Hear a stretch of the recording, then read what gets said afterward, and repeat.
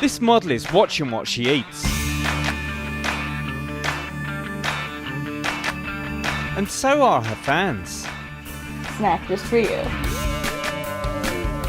22-year-old Caitlin Finley is an online supersized sensation who specialises in a fetish known as feeding. I can eat 3 meat lover pizzas, 4 double cheeseburgers, order or 2 of fries, a liter or 2 of soda, and 2 to 3 milkshakes normally in one sitting. And she's got an unlikely ally when it comes to making it big. Her mum. My favorite one's this one. Her stance. It's like, look at me, I'm big, I'm beautiful. I got the boobs, I got the butt, and the belly. It makes me smile when I see the photographs. I think she's beautiful and I love it. She does a great job.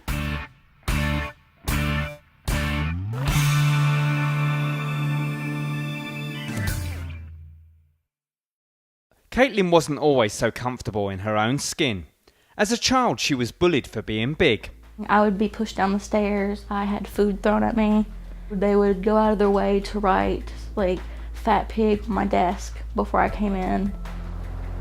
Desperate to fit in, Caitlin went on a crash diet and kept the bulge at bay for more than a year, but she still wasn't happy. I actually felt worse when I was thinner because I felt like I had betrayed myself. In myself, I am a big person, and being thin, I felt like I was faking who I am to fit in, and it didn't feel right. Then she stumbled on a group of morbidly obese women who called themselves Supersized Big Beautiful Women, or SSBBWs for short. I forget who it was, but it was a big, beautiful woman. She was like 600 pounds, and she just looked like a goddess. I came out of high school and immediately started doing webcam work. Now Caitlin, or Calico Bombshell as she's known to her legion of fans, will gorge on up to 10,000 calories in one sitting. The most unusual food requests I get are things like vanilla pudding and mayonnaise mixed together, eaten with a spoon. I've been asked to drink bacon grease or eat just bacon fat. For me, it's if something's greasy, it's more erotic than anything. Being able to bite into something, like just drinking a milkshake or something isn't erotic for me, but biting into a burger or a pizza, that's erotic. Or if it's covered in cheese. Caitlin was worried about what her conservative parents would think of her career choice. But her mum has become her biggest fan, and even acts as her photographer. I love that one. I love that one. I do like that one. That was I like just this one. cute. I'm her mother, and I feel that's what I should do. She loves it, and I love her, so that makes it all worth it. When my mom says she's proud of me, it makes me emotional because I feel like I've accomplished more than making money. Oh, I love you. Me too. Oh, I love you. Her friends are also supportive. I think it's wonderful. She's being a role model for girls who are plus size and showing everybody that you don't have to fit in a size 0 just to be awesome. Caitlin, who is a dress size 24 and has a whopping BMI of 80, has a message to people who think she's killing herself. I say, you haven't seen my doctor. I have perfect health. I just went yesterday. My blood pressure is actually athletic perfection. So I'm not going to say that eating 3 pizzas, 4 burgers, fries, and a Frosty is going to, make you live to be 100, but if that's what makes you happy, whatever,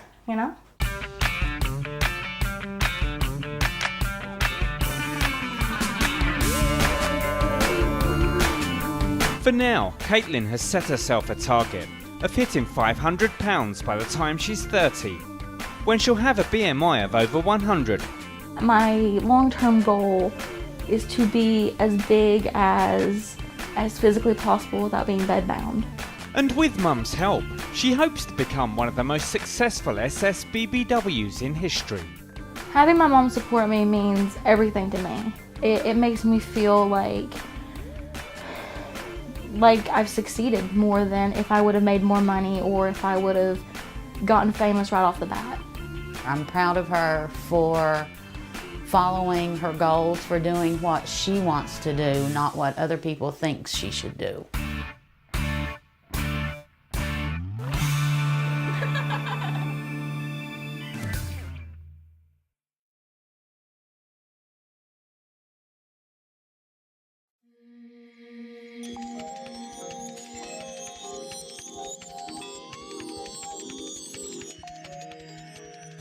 Your relationship, you say you're bonded by this, and Sid, you've said some lovely things about the fact you can talk to Monica about anything and you have this real closeness, except for the reality of what you're doing is that this person that's very close to you and is your friend may not be around for that much longer. I mean, Monica, you are sort of putting strain on every part of your body. You are slowly moving towards a grave. That's just like every time I light up a cigarette, you know, I'm going towards, I refer to it as driving another nail in the coffin. I mean, every time you get in a car, you could get in a crash. I mean, yeah. You might as well just go out, you might as well just go inside and wrap yourself in bubble wrap. Yes, I sort of get that, but you know, it's a little bit like getting into a car with you guys and driving very fast with your eyes shut, because the inevitable is actually going to happen. And Holly pointed out that you said she's the person I go to and tell her everything, but you are actually killing her, aren't you? We don't see it like that at all. Because even if Sid wasn't in the picture, I would still be eating the way I eat because I love food. I'm addicted to food, and I will admit that. So I don't see it like that at all. At 71 stone, if you reach your goal, how would you get to the food without help? I mean, there's plenty of men who would love to be in Sid's position, so I have people message me every day of just about, you're so lucky, you're so lucky.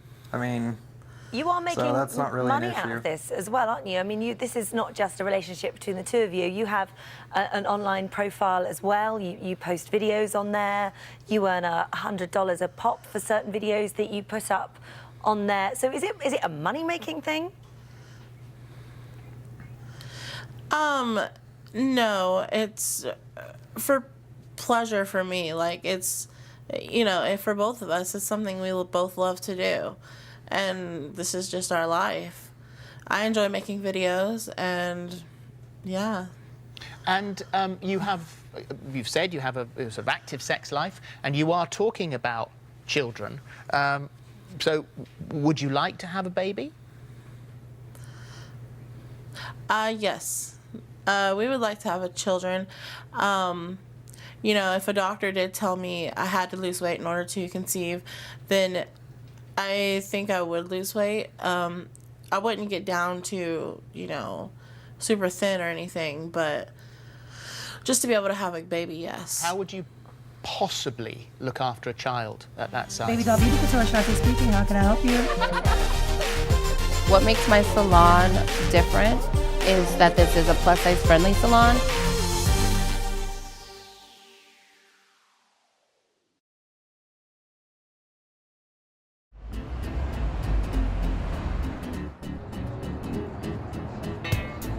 Right, that's so cute. Okay. Hi, my name is Disney Lopez. I'm the CEO and owner of Baby Doll Beauty Couture Salon, and I'm 31 years old.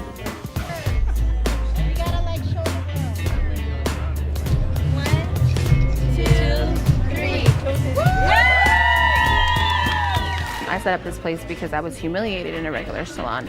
I went there to get my hair done one time, and I went to sit down and greet my stylist, and the chair loudly broke, and all eyes were on me, and it was a really horrible experience.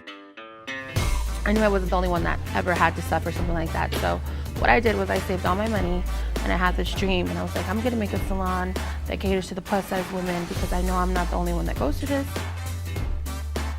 I know Jamie because I go to a lot of the BBW bashes. I'm a big fluffy girl, so having a place where we go and can feel comfortable.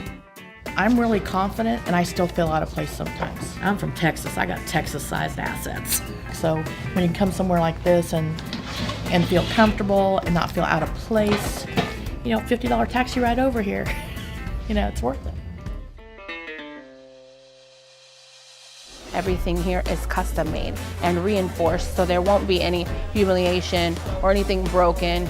Chairs that hold up to 800 pounds, you know, pedicure benches that hold up to 600 pounds, waxing, you know, big girls want to get waxed too. Like everything is gold, everything is glamorous, you know, so you won't feel like, oh, you know, you're in this special chair. No, it's not a special chair. Every chair here is the same.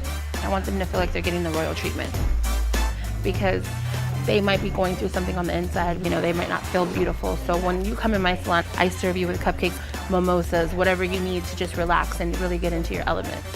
It's really important to me to make them feel even more beautiful when they leave than they are when they come in.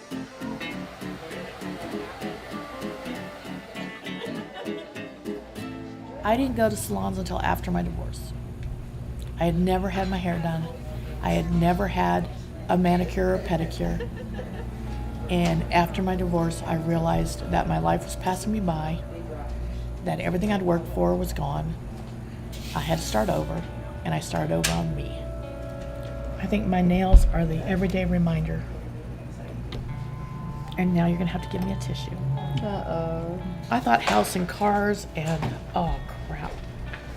I'm gonna have to cut that out. House and cars and, you know, decor was important. And it's not. Places like this, they lift you up, they boost you up. As women, we should be able to get beautiful anywhere. What is it that you would like to do? I want bling. Bling, bling, bling, color bling? Because bling makes me happy. Okay, let's bling, bling. What I do need is my makeup done in a little bit.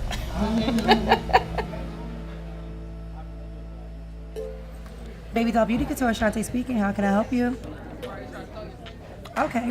What day is good for you? We open from Tuesday to Saturday, 10 a.m. to 8 p.m. every day. This is my first time in the salon. Yes. And after I'm done, it will definitely not be your last. It will not at all. You guys already have me hooked. What baby doll sign What's so big? This will be the first time someone has been in my head since I've been in Las Vegas, and I can't wait to see how my hair turns out. You're the solution. It's more personable. I've been to a nail salon and been turned away just because of my size and sitting in one of their seats. So I really like this. It's comfortable. My mother has always told me you're gonna be big and you're gonna be beautiful, and who would I be not to believe my mother? We get a lot of strippers. We get a lot of like dancers. We do get some models. We get a lot of like women that haven't been to a salon in so long. Older women. We get all kind of people. All right, you ready for your wax? Yeah. Are you sure you're ready? I'm gonna be ready. All right. So you should see some of the clients to be here dancing and singing and like saying they're gonna come back, and everybody loves the decor. It's like, I mean, I love it. I wouldn't want to go anywhere else, to be honest with you. So I started getting everything done here. I mean, I know I work here, but I would be coming here if I didn't work here. We all can be glamorous, no matter what size you are, no matter what race you are. It doesn't matter, you know.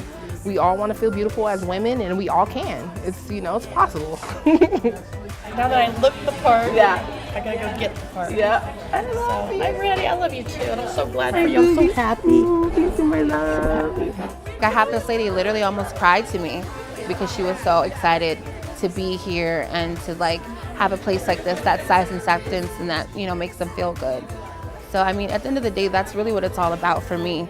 I'm not rich from this place, so I mean, it's really like from, you know, the heart. I love it. Thank you so much. You're welcome. Ooh, I'm really gonna go home a new woman. To me, to see these women feel beautiful, it means the world to me.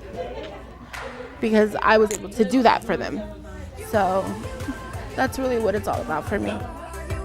All women deserve to be beautiful and pampered, and they're worth it. So I just want to get that message across to them.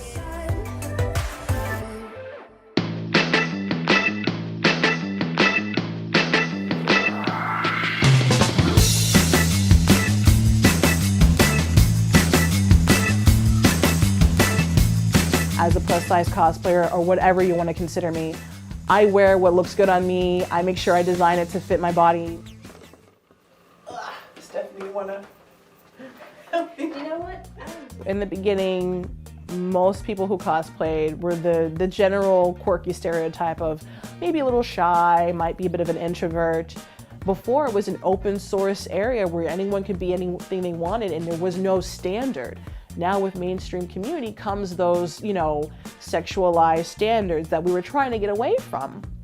I was told by, I guess what would be considered one of the more popular cosplayers, she told me, she's like, you've been in the business long enough, and she says, I know the only reason why you don't have like the thousands of likes on your Facebook page is because you're a plus size cosplayer of color.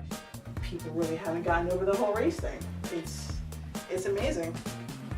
For cosplay, it's about the costume. This is the realistic part of me, and that's not gonna change, nor do I really feel like I have to change it. That's the whole point of cosplay, to be able to go outside your normal boundaries and to be someone who you choose to be.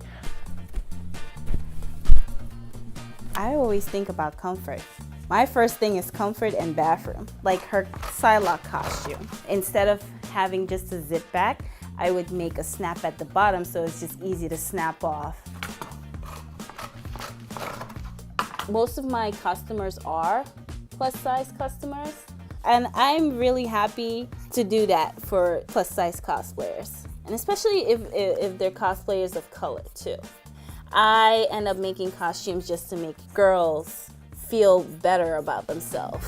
They don't have to be the size 0 or 12. They can be sexy at whatever size they want. So I help create that. There have been occasions where I've been bashed online for my cosplay. Recently in August, there was a website who decided to make a hate blog. They didn't even comment about my actual costume. So it took a lot for me to wear this particular cosplay costume for the New York Comic-Con Villains Contest, because just seeing it, I had to go over in my head the negativity that I received from it. I said, you know what? No, I'm not gonna let it stop me. I'm gonna go ahead, I'm gonna do it. And I wore it and I won. So I had told the judge, Amy Reeder, sorry. I said that, you know, you're giving me more than just a ticket to New York Comic-Con. You're giving me just the official, you know, your costume's awesome. We appreciate what you do. Even though I already knew it, it's good to see other people professionally give you that same, you know, okay. Because, I mean, at the end of the day, I am human. You go through a lot of stuff being a cosplayer of color.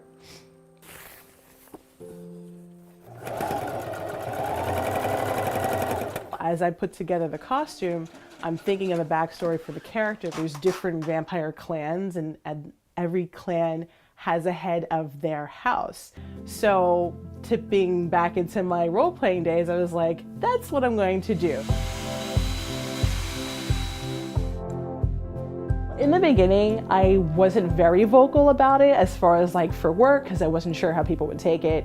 I'm still a little bit conscientious about people might not understand what I do. Listen, if you can handle the fact that I'll be in cosplay like maybe 46% of the time out of the year, then we can, you know, we can do this. But if they find that awkward, then we probably wouldn't even be able to be friends, because that's such a core part of my personality. So these fit across my gum line and teeth. They clip in to give the effect that I have canines that are more than the average human. I think these are, yeah, these are pretty scary. Let's hope it can fit past your shoulder, because I forget. Yeah, if not, I have to do a zipper at the back. People are still set in the mindset that only kids can cosplay. They're not really taking the full aspect of what this actually is. There are people who have learned crafts that they never knew before. Which one? How about both? No, I'm just playing. It's more than just dressing up in a costume. These are things that can affect a person for years on out later.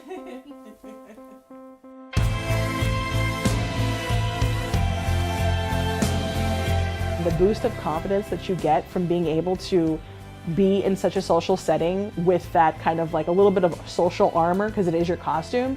I think after a while, you don't need the costume anymore when you start to realize that the people are very genuine with their responses. And that's a definite life lesson that people can use for like ever. Hey ladies, the sun is shining, the pina coladas are flowing, and everybody's headed to the beach. You know what that means. It's time for some fun in the sun? No, it's time to work on your bikini body. Before you slip into your swimsuit, you could start a grueling workout routine and manipulate your natural shape and skin tone to reach for an unattainable and oppressive idea of perfection. Or you could follow a few quick and easy tips for a self-accepting journey to the beach. Want to turn your flab into abs in just 2 weeks? Well, that's too bad, because that's not how exercise works. And even if it did, no one else gets to tell you what your body should look like. Here's an easy, guilt-free recipe for your summer barbecue. Go to a barbecue and don't feel guilty about it. Contrary to popular belief, your body needs food to provide energy for basic functions. That's science. Worried that your almost naked body is inappropriate for most public places? Toss that tarp with the confidence that nothing is big enough to cover up the inequality that women have been subjected to for hundreds of years. Now it's time for the ultimate bikini body challenge. Read some literature that challenges the cultural ideas of what constitutes a bikini body. Don't forget, your brain is a beautiful part of your body too. So while you're relaxing on the beach, casually reflecting the male gaze, just remember that everybody is a bikini body. And aspirational tropes of beauty are 100% BS. Have a great summer! To me, it's almost like reverting back to the civil rights movement. Now we're telling fat folks that they have to buy an extra seat. Not too long ago, my grandparents had to sit on the back of a bus. It's almost like segregating folks based on the way they look. I can't imagine. Did you really say that? Calm down. Don't act like you're offended by KKK. You're so offended by me saying that your approach is so Why do you keep acting like a victim, though? That's what I'd like to know. First of all, well, I don't think we can let something about the KKK just sit there. I find that so incredibly offensive and offensive to the people who, at the hands of that despicable organization, have suffered. You are coming from a totally different place than Jillian is coming from. Why would you project something like that on Because stage? you're projecting it, own it. If it is what it is, I would respect you so much more. Say what it is. You have a problem with fat people. I would respect you so much more if you said, look, fatty, I can't stand you. I hate you. Get the weight off. No, I understand you're passionate about this. You know, this is a picture of you with your grandmother.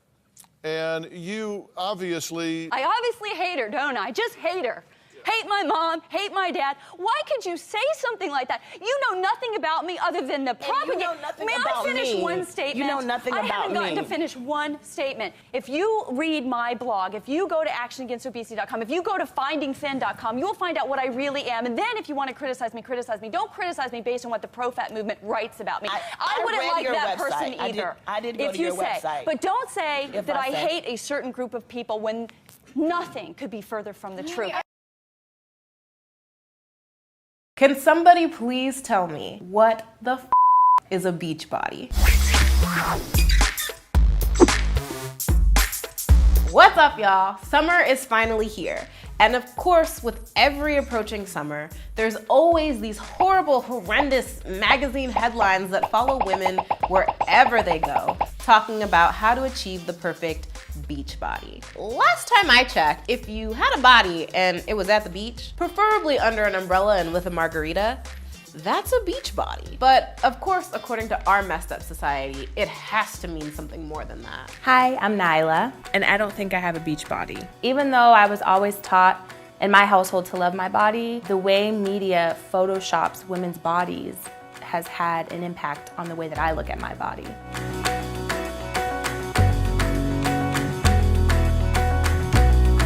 I'm Kane, and I don't think I have a beach body. Especially in the gay community, like images of like fit men with like abs and like torsos and like shoulders and arms, like, and you look at yourself and it's like very average and it feels very unsexy. If I had to rate my view towards my body, it would be a 5.